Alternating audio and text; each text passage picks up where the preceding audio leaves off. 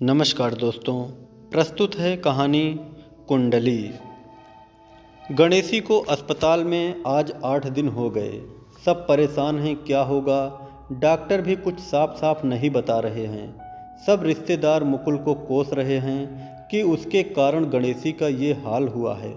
क्या ज़रूरत थी उसे अपनी पसंद से शादी करने की, वो भी दूसरी जात की लड़की। परिवार की तो नाक ही कट गई समाज में। इधर बहू घर आई और थोड़ी देर में गणेशी का ब्लड प्रेशर बढ़ गया। गहरा सदमा लगा था उन्हें।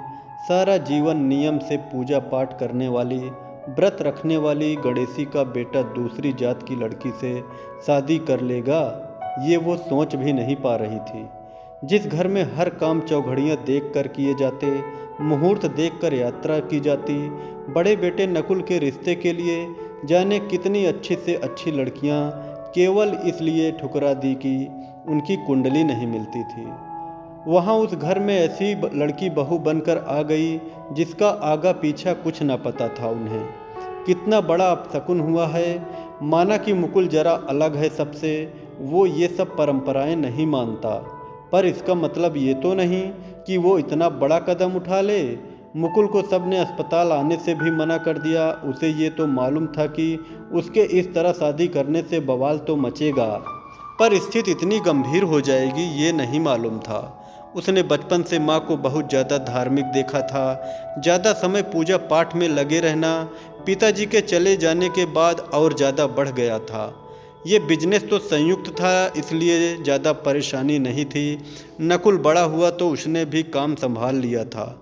जब नकुल की शादी की उम्र हुई तो उसने देखा किस तरह हर लड़की को कुंडली माँ इतनी बार दिखवाती, कोई कमी न निकल जाए, कोई ग्रह दोष ना हो, किसी प्रकार की कोई दिक्कत तो नहीं है। जहाँ कोई भी कमी पंडित जी बताते वो कुंडली वापस कर देती। इसके चलते नकुल 30 पार कर चुका था। जब एक लड़की की कुंडली मिली तो माँ ने ना लड़की के बारे में ज़्यादा पता किया, ना ही परिवार की खोजबीन की। बस चट मंगनी पट ब्याह। भाभी बस कुछ माह छोटी थी नकुल से।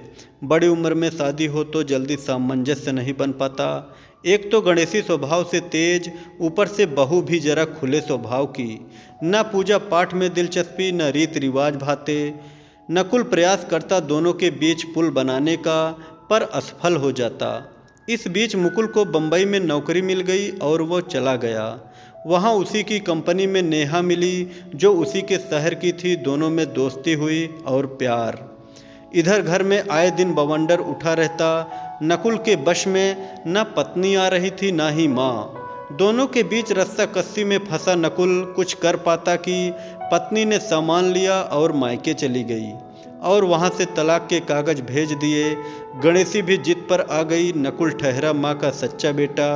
फिर उसकी भी बन तो रही नहीं थी पत्नी से, तो उसने भी तय कर लिया रिश्ता खत्म किया जाए। आपसी सहमति से सब निपटाया गया।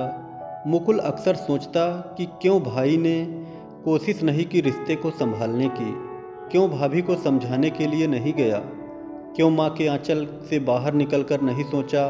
माँ ने भी तो इतना ठोंक बजाकर रिश्ता किया था। 30 गुण मिले थे दोनों की कुंडली में, फिर क्यों मतभेद हो गए। माँ ने भी क्यों समय के साथ बदलना स्वीकार नहीं किया। थोड़ी खुद बदलती तो शायद भाभी भी खुद को ढालती परिवार के हिसाब से। पर माँ की जिद, उनका अहम नकुल के रिश्ते को ले डूबा। शायद इसीलिए मुकुल ने तय किया कि इन सब चक्करों में नहीं पड़ेगा वो। भले जो परिणाम हो, वैसे भी उसे बाहर ही रहना है, माँ भाई से दूर। जहाँ अपने रिश्ते अपने तरीके से निभाने हैं उसे। नकुल से सब कुछ कह चुका है वो। नकुल भी समझता है, पर बड़ा बेटा होने की जिम्मेदारी और परिवार के नियमों से बाहर ना जा सकने की उसकी व्यवस्था उसे बांधे हुए है। उसने मुकुल से कहा, माँ जल्दी ठीक हो जाएगी, फिर मना लेंगे हम उन्हें, तू चिंता ना कर। माँ है, कितना नाराज़ होएगी, तुझसे प्यार भी ज़्यादा है ना उन्हें, इसीलिए सदमा लगा है। नेहा अच्छी लड़की है वो, और उसका परिवार भी कितना कुछ कर रहा है। जब से माँ अस्पताल में है सब ठीक हो जाएगा, देखना। तुम्हें अच्छा किया है जो अपनी पसंद से शादी की। कोई कुछ भी कहे, तू भी माँ की कुंडली वाले फेर में रह जाता तो शायद मेरे जैसा ही हाल हो जाता। शादी कुंडली से नहीं, आपसी सामंजस्य से चलती है। ये सब काश हम माँ को समझा पाएं।